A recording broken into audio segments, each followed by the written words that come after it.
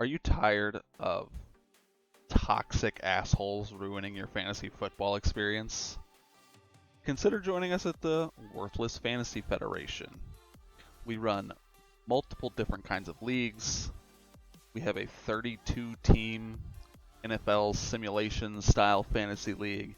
That's what most of our content is based around. You can see the podcast episodes on the channel here that directly correlate to that league, but we also have a salary cap league where we have custom rules designed around a salary cap simulation. We have a 16-team Dynasty Superflex league. We have multiple best ball leagues. Next year, we'll be introducing another 32-team NFL simulation style league, a 16-team Dynasty IDP league, and another salary cap simulation league using IDP, and much more to come in 2025 and beyond. I pride myself in building this community free of toxicity and the stuff that normally comes along with a fantasy football, free leagues that you find on Reddit or wherever. No toxic assholes here. We're just a group of people trying to have fun. Everybody's welcome. I don't care what walk of life you're from. You're welcome here. And I will do my best to help you have fun in fantasy football again. We are very active. I'm always available to help. If you're new to fantasy football, I have no issue helping you learn and get better. We have free leagues, we have paid leagues, we're expanding all the time and starting new leagues every year. So if you're looking for something different in fantasy football, something less toxic, something a little more serious, or if you're just looking to learn and you want a place to feel accepted and to make friends, consider joining the Worthless Fantasy Federation. Link to our Discord is in the description. Or if you wanted to just reach out and ask some questions, you can, comment here on YouTube. I will answer. You can reach out on Discord. Just join up in the Discord and DM me. I am Worthless Watkins. I really hope you give us a shot. Thanks. This is week 8. Okay. Welcome in, degenerates, to week 8 of our pigskin pick'ems for the Prime League. Is your guy TJ, along with my favorite tight end, Watkins. Hey, Watkins. That was kind of a compliment. I'll take it. Maybe second favorite. All right. Any news? Anything going on? No. It's been a hectic week. Yeah. We're already a day late, and as you saw before we started filming, I'm working vehemently on the my rankings. So hopefully I am off Friday. I have a wedding to go to in the afternoon. Hopefully I can get it done before I do that, and we might be able to get some filming in or something to bring that out. Hopefully maybe this weekend, maybe the beginning of the week. We'll see. But with that, do you have Sobbers still? Yeah, he posted them in the ranker chat, but I'll let him post his own. I don't know if you saw it. He posted in that talking about he might be available to film with us. Oh, cool, awesome. With that, let's go with week 7. What the scores looked like. My team picked a good week to crap the bed. I did win 119-89. Skin of my teeth, keeping 6-1. Watkins beat the Saints 184-100. We got the Panthers destroying Green Bay 198-39. The Vikings putting up a 202-point game against Tampa 202-116. Atlanta staying 6-1, beating the Lions 160-105. These are pretty much all the no does. We got the Eagles beating the Rams 146-106. Cardinals actually destroying the Cowboys 171-78. They had their bye, I think. It was bye hell for them. Seattle edging out New York 184-153. San Francisco beating the Redskins 172-149. That was game of the week, right? Correct. I am so behind. URL. Right after this, I'm gonna DM you for where to give you your bonus. I'll post his congratulations in the Discord too. Keep it up, man. Let's publicly congratulate our winner. The Bengals also had a great week to not be good, still beating the Texans 88-25. Ulmer beating Tennessee 120-73. The Colts beating the Steelers, boo, 149-138.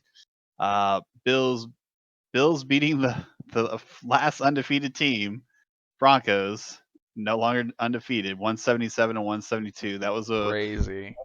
That was a crazy game Monday that I think everybody was kind of watching. Raiders beat the Jets 119-48. They had bye week. Chiefs holding on to the Dolphins. That was another crazy one, 183-174. Chiefs are starting to show some cracks. Yep. And the Patriots beating the Chargers 156-77, improved to 3-4. Then they start off like 0-4. Yeah, something like that. Brings us to standings. Watkins and his Bears are still in first place in the North, pretty commandingly at 6-1. Minnesota taking over second place at 4-3. Catching up to you. Detroit's at 3-4, and the Packers 0-7. We had a flop in the East. I'm pretty sure that Cowboys were in first last week, so now it's the Eagles due to points, up 5-2, with the Cowboys also at 5-2. Washington having just an unfortunate year, honestly, at 2-5, and the Giants are at 1-6. In the South, it's starting to look like we thought it would, with the Falcons being first at 6-1, Panthers being second at 5-2, Saints dropping down to still 4-3, still above 500, and the Buccaneers They are are 0-7. still technically in the playoffs. Currently. They're not. Yep. In the West, Seattle at 5-2, San Francisco at 4-3, Arizona at 3-4, LA at 2-5. I really don't know what to make of this division. It looks like Seattle may start to run away with it, but anyone's guess there. In the North, even though Pittsburgh lost, they're still 5-2 and got a commanding 2-game lead, with everybody else in the division at 3-4. They don't know if they want to win or lose. In the East, Buffalo, with his upset win, goes to 4-3 in first place, with the Jets losing and going into second at 4-3. Patriots are right behind at 3-4, and the Dolphins are 1-6, and they have had an unfortunate year so far as well, having the most points against so far. In the South, I am 6-1 somehow, still miraculously, with the Colts at 5-2, the Titans at 3-4, and the Texans at 0-7, and in the Juggernaut West, Broncos are still in first, even though they lost at 6-1, with Kansas City being at 6-1 as well. Raiders at 5-2, and Chargers at 0-7. And Boltified's got his work cut out for him. Absolutely. He may already be eliminated. He may be our first elimination. Let's. Yeah. Any of the teams that don't win right now would officially be eliminated. Let's check in on our fantasy leaders. I guess not. If they won out in 6 and 7, that might be enough to squeak in. If they, I mean, we do have technically seven playoff positions. 6 of them are 4 wild cards.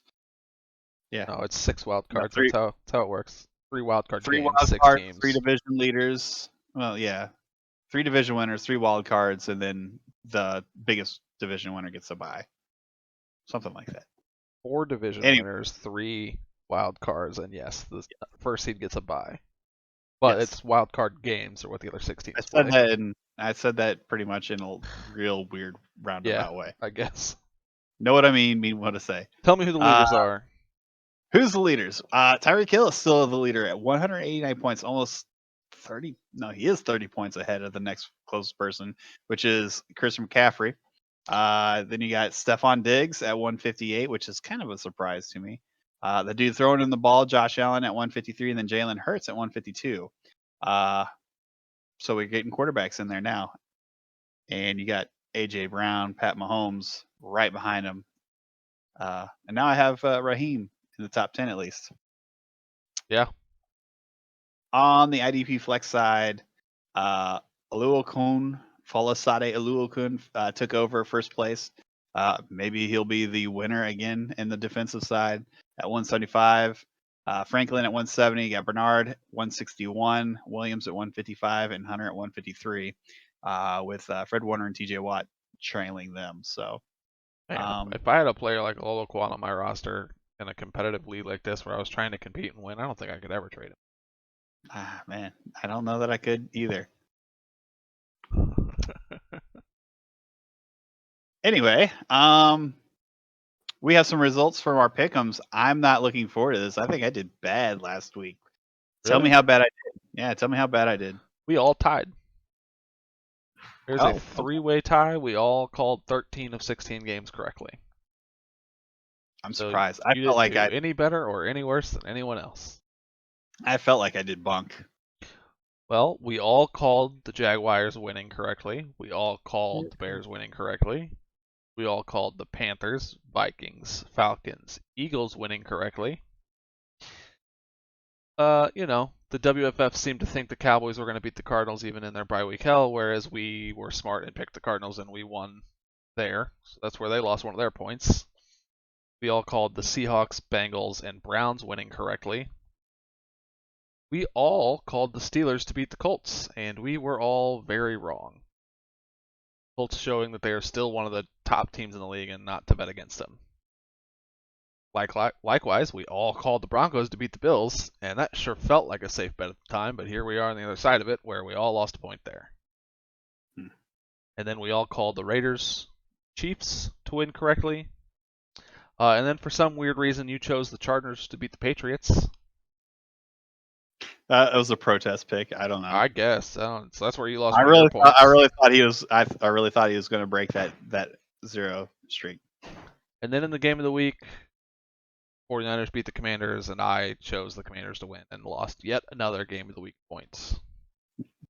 So we all called 13 of 16 for 81% correct, which brings our overall totals to TJ in first place with 87 of 112 games called correctly, which is 78%. That's a Me, C in in the school world, but all right. me at 1 point behind with 86 of 112 called correctly for 77% correct.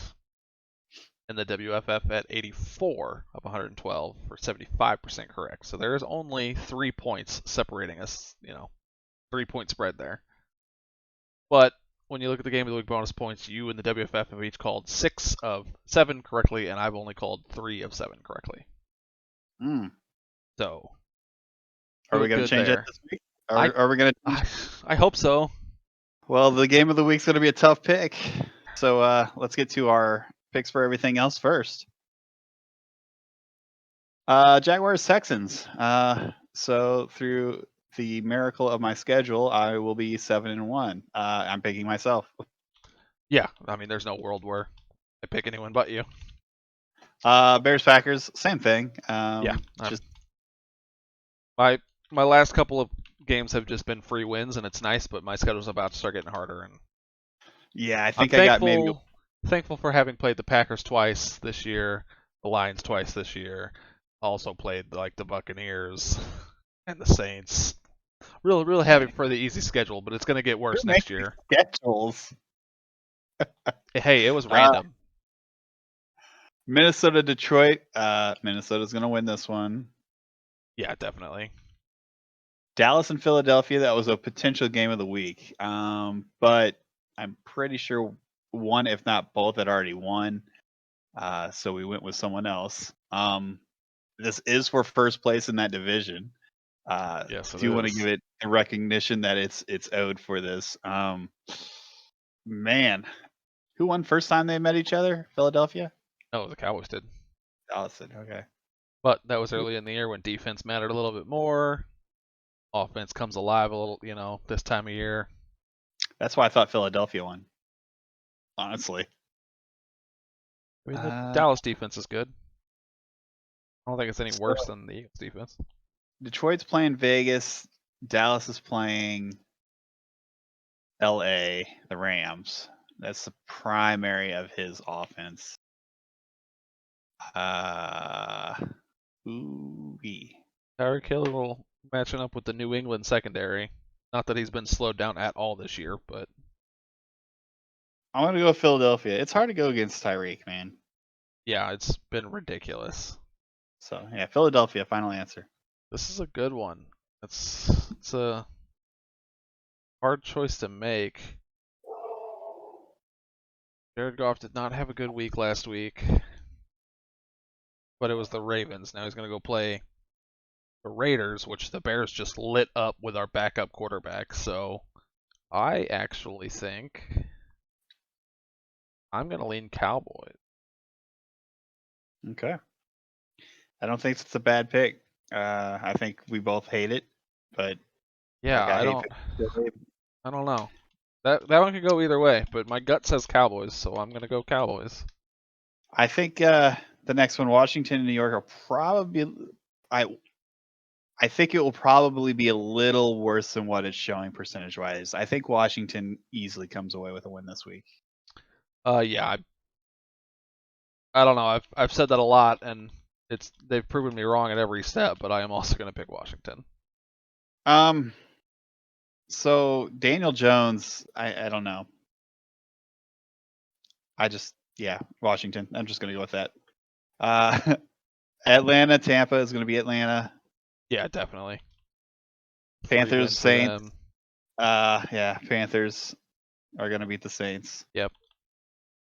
All the good Uh, teams just getting free wins. yeah. Seattle, San Francisco is another close one. This could have first place implications as well. San Francisco's playing good, but Purdy is actually out from my understanding Yes, he is. next this weekend. At least if Uh, he's not, it would be crazy because nobody in the league so far this year has come back from a concussion in 1 week. So like he's very likely out. He does have Sam Darnold still, so he does have the backup. Who is San Francisco's playing Cincinnati? Freaking Seahawks are just everywhere. They've got players on teams everywhere. Gino's playing against Cleveland though. Ooh, I'm gonna go with San Francisco. I think Um, I think both quarterbacks aren't gonna have great games, and if that's the case, it's gonna be the defense. So yeah, I think that the San Francisco defense really carries. How well is Sam Darnold going to do in replace of Brock Purdy? I don't know. Mooney and Judy both are fucking hardly there. Really, the Seattle offense versus the 49ers defense for me, and the Seattle offense has some hard matchups. yeah. The Seahawks playing the Browns sucks. Mm-hmm. Tampa Bay playing Buffalo for Mike Evans sucks. Aaron I Jones think playing the Vikings ETN, sucks. ETN and AJ Brown. Well, ETN at Pittsburgh might suck too. Yep. AJ Brown at Washington's about the only bright spot. I think I'm also going to go 49ers, but I'm not sold. Okay. Arizona and LA. I'm gonna go Arizona on this one. Yeah, I mean, it could go either way. It's just for me, the Cardinals, they've got so many of the good rookies, and they're finally starting to come alive, but their projections don't really match up super well with what they're actually putting up. Like Jordan Addison is having, I mean, he's the clear-cut number one wide receiver from that class. Yep. Everybody was so hyped on JSN and not doing shit in Seattle right now. It's Jordan Addison season, baby. Cincy, Baltimore. It's a low scoring game. Projected. Allegedly. Well, I think I'm gonna go with the Ravens. I think I'm also gonna go Ravens, even though the Bengals are projected to win. I think I like the Ravens a little bit more this week. Any game with a 20-point, like within 20 points, I always figure to be a toss up. Oh yeah, definitely. Yeah, I feel like this is another one that could obviously, and I mean obviously it could go either way based on those projections, but I think I like the Ravens matchups just a little bit more. I don't know, both of them have like such dead spots on their starting lineup, it's hard to predict. Honestly, could just come down to who has the better game, Joe Burrow versus the 49ers or Bryce Young versus the Texans, and I wouldn't want to be either one of them this week. Okay. Steelers and Team Ulmer. I'm gonna go with the Steelers on this. I I think that this is kind of where he puts kind of the nail in the coffin. I said that last week, but Yeah, I agree. I got the Steelers. I mean, the Steelers are doing exactly what I predicted them to do. I think that they are a wild card bubble team. They got lucky that Ulmer decided to blow the Browns up and that Nevitz decided to blow the Bengals up. earlier before the season started, so it doesn't have as much competition. So it became more of a clear-cut, win for them. Yeah. But they are what I predicted them to be. They're a bubble wildcard team. They're not going to be. I don't think they're coming into the playoffs at 11-2. It's going to be 6th or 7th seed for them, most likely at like 9-4. No, they'll be the 3rd or 4th seed. Oh, right, because they're going to win their division. They'll probably be the 4th 'cause seed. I don't think that they're going to do better than any of the more top tier teams.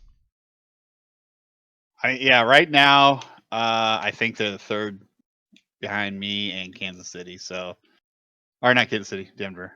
So, because Buffalo's leading and they're 4-3. So, Yeah. Miami and New England. I'm gonna go with Miami. I don't know, man. I keep choosing the Dolphins to win, and they keep not winning. They've had it rough. I mean, most points against. So is this the week where the Patriots offense remembers how to play football? Well, I don't Who even are know they playing? actually. I don't know how much of the Patriots offense the Patriots actually have. I know they've got Najee Harris. So is this the week that Najee Harris remembers how to run? Najee Harris against Jacksonville, Jacoby Myers at Detroit, Warren at Miami, Smith at Tennessee, Parker at Miami, Aguilar at Arizona, and he's starting Hoyer right now, quarterback. Yeah, I don't know. Which I would start Taylor if Taylor starts, but those are the only 2 quarterbacks he has. So, and Miami got Rashee Rice and Madison from me, so they're gonna have great games this week. Ooh, that's true. That's just how it goes. So They did kind of get a little bit more depth out of Mostert instead of having just the one guy against 2. Yeah. Yeah, and I like the Miami defense better. I think they finally win another game this week. I'm with you. okay. Colts Titans. I think that's an easy Colts win. Unfortunately. Yeah, definitely. They're gonna be right there with you to the very end. Yeah, it's gonna be bitter. It probably will fall to the last week of the year. Chiefs Chargers will be Chiefs. Definitely. Broncos Raiders. Man, that's a good one. Any bye week shenanigans on that one? So Not really. the Raiders have Jimmy G in their super flex. Because Anthony Richardson's on IR. That's his normal quarterback. Yeah, Jimmy G's been hurt. I don't know if he's going to play this week or not. I haven't looked. Says he's expected to play in week 8. Okay. At Detroit, so he's going to have to throw the ball. Lamar Jackson has been pretty good. I don't think Garoppolo only scores 11 points this week. No, But I don't think it'll be that low. Still don't think it's enough. I'm going to go with Broncos. Yeah, and you got to That's think, right. the only reason he lost last week is because Bijan laid a goose egg. Sorry, he got 0.30 points. Not technically a goose egg. His 1 carry for 3 yards. That was the only reason he lost last week. I imagine Bijan will be fine to play this week. Okay. The rest of his offense looks good, and his defense, it at least matches up with the Raiders' defense. The Raiders also have a very good defense, highlighted by Roquan Smith, which, I'm a homer, so I love me some Roquan Smith. But I think it matches up enough that it's not going to be able to push the Raiders over the Broncos. I think I got Broncos also. Okay. Well, that only leaves one game that we skipped over. So here's our game of the week: the Jets and the Bills. This is going to determine who is going to be in sole possession of first place in that East Division. After this, so let's get into some depth here. They're both 4-3. Jets projected 148 to Bills 158, so a 10-point difference. So it looks close. Let's see how they match up. And I think it's going to be all one-sided for the Bills in one department, and then all one-sided for the Jets in the other one. But Hall versus McCaffrey. I mean, hey, Breece Hall, hell of a running back. He's no Christian McCaffrey. Yeah. There is no other. You could put any other running back in the league in that spot and go blank versus McCaffrey, and it's going to be McCaffrey every goddamn time. This may actually be one of the ones where I actually go towards the Jets. Diggs and Godwin. I'm going to pick Diggs all day. He's top 5 scorer right now on offense. So. Yeah, it's definitely Diggs over Godwin, but then you get to the wide receiver 2, and it's Gallup versus Scary Terry, and it's like, well, that's a big fall off in like quality. Yeah. While I'm not a huge fan of McLaurin, I don't feel like I feel like his name is always put out there to be like a great wide receiver, like a fringe one. But I think of The him more problem as like is McLaurin is a great wide receiver, amazing. I think he's a doesn't have top a 15 quarterback. wide receiver in the league. Yeah. In a bad position with not technically a rookie quarterback, but for all intents and purposes, Sam Howell is a rookie quarterback, and they have a new offensive coordinator. That team's kind of figuring themselves out still. So he's Still not better putting than up. Gallup. Yeah, definitely better than Gallup. But I mean, Scary Terry he's the number 19 wide receiver right now, and he was number 14 last year. So he's not really that far off from who he is. Tight ends, we got Conklin versus Otten. I really like Otten. I'm not a big fan of Kate Otten. I I feel like he's got the potential, but he hasn't unleashed it. Well, it's because Baker Mayfield's throwing the ball, and I like Baker Mayfield. Otten was there last year with Tom Brady. In fact, there was a lot of comparison of Otten being very similar to Rob Gronkowski, which would have shown that maybe Otten should have had a great year. I don't think that Otten actually started last year. Let me go look. Kate Otten looks a little bit like a weird Tom Brady. Kinda, yeah. His snap percentages, I guess he did kind of start. I don't know. Brady didn't have that great of a year last year, though. Let's be honest. Well, yeah, Tampa didn't have that great of a year. I don't know. I like but Otten, to be the but I might just be kind of holding on to that because I have shares of him in so many leagues. The 26th best tight end last year. He's the 25th best tight end this year.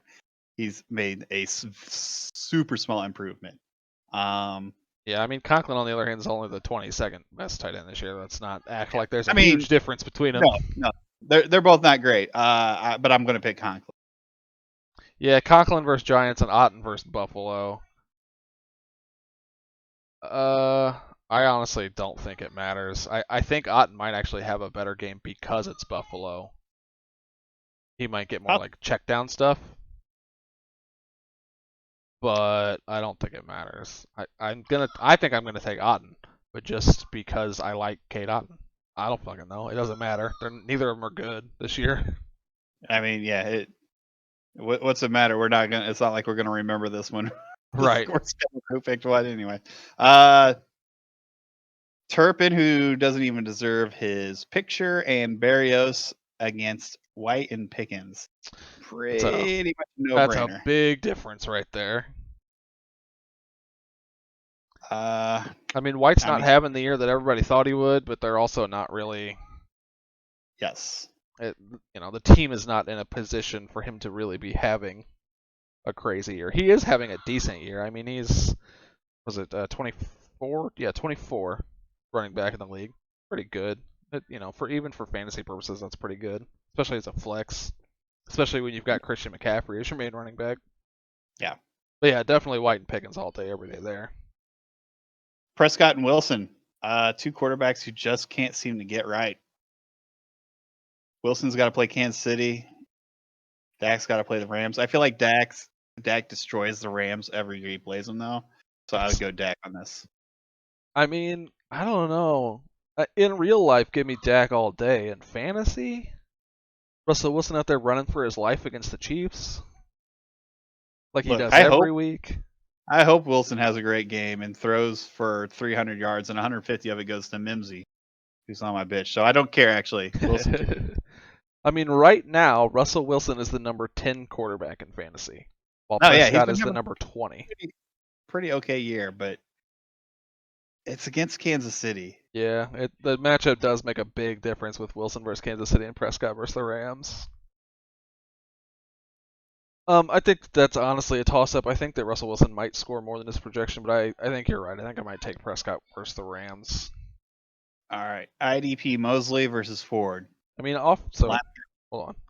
offense did lean heavily towards the Bills, which is what we thought would happen. But there were, quarterback and tight end and wide receiver one are three big positions that went the Jets' way. Wasn't fully one-sided. Absolutely. Let's see what happens on the defense. IDP, you got Mosley versus Ford. You got a linebacker versus a defensive back.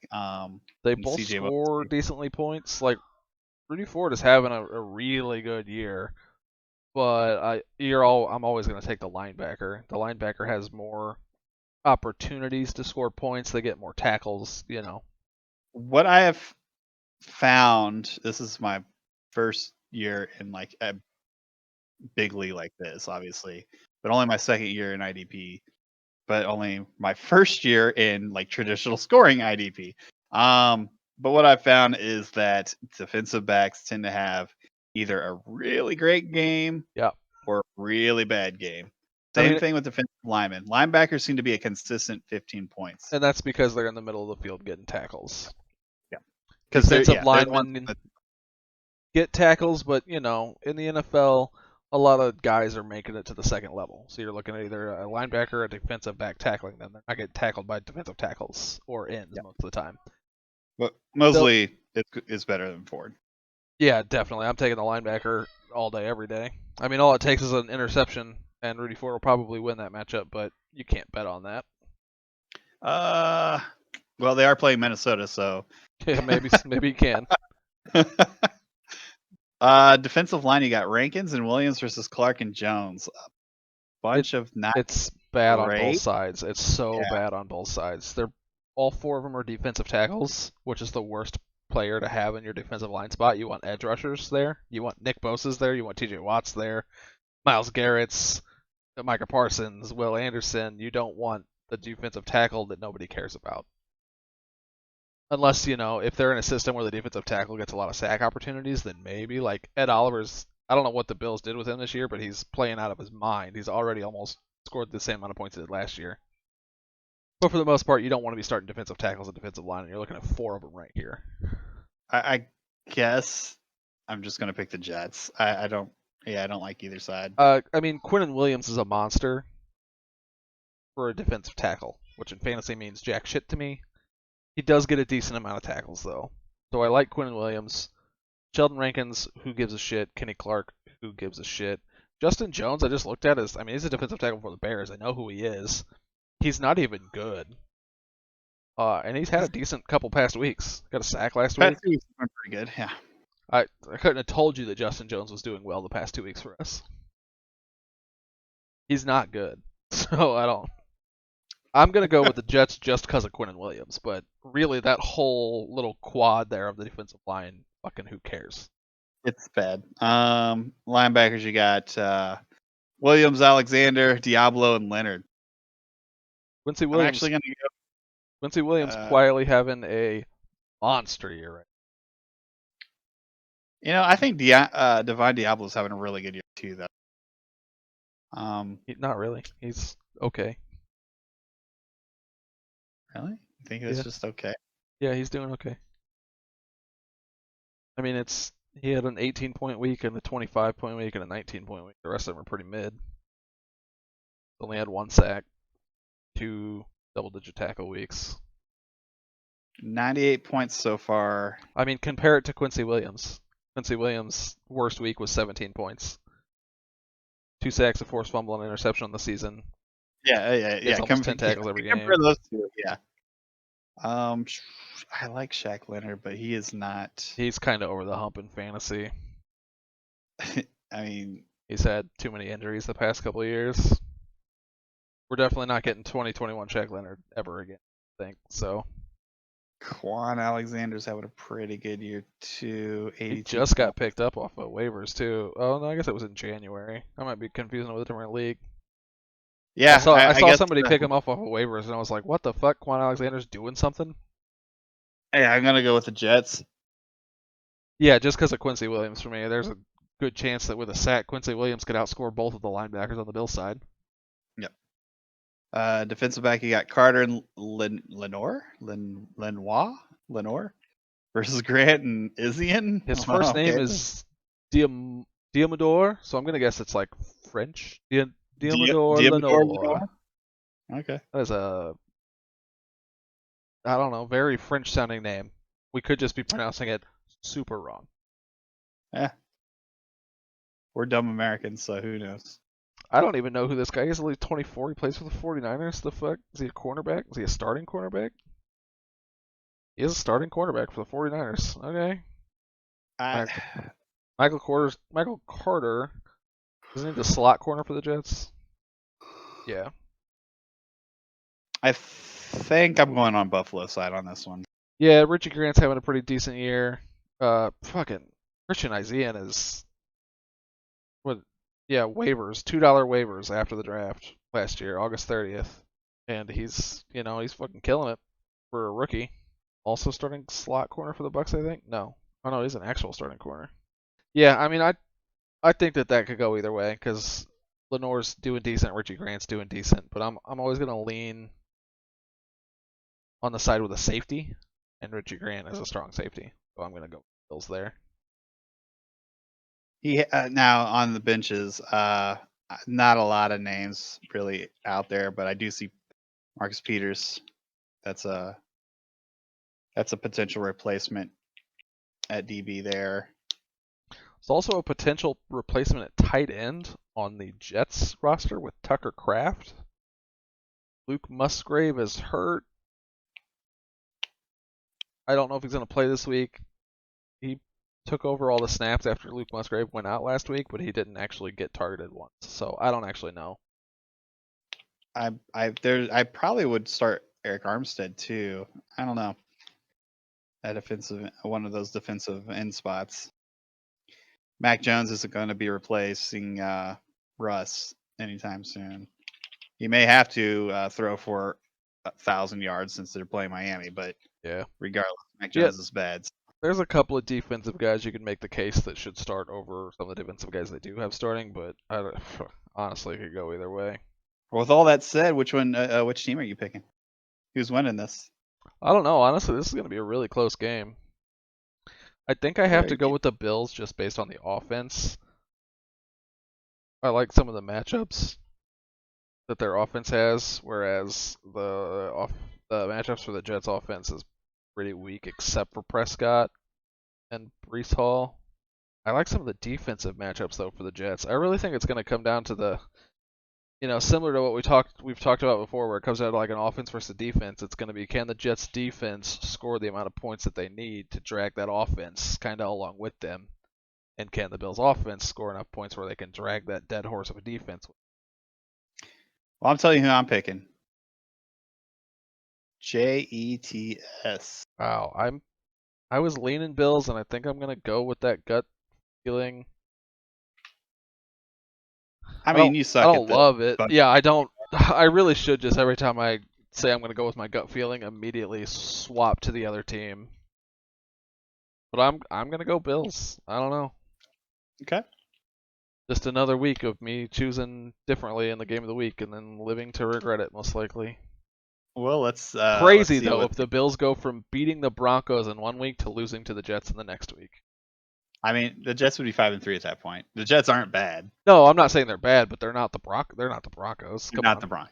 Yes, they're not the Broncos. Telling me the Bills can beat the Broncos but not beat the Jets? Come on. Well, let's see if you're on an island there. Let's see what the universe has picked up. The Degeniverse.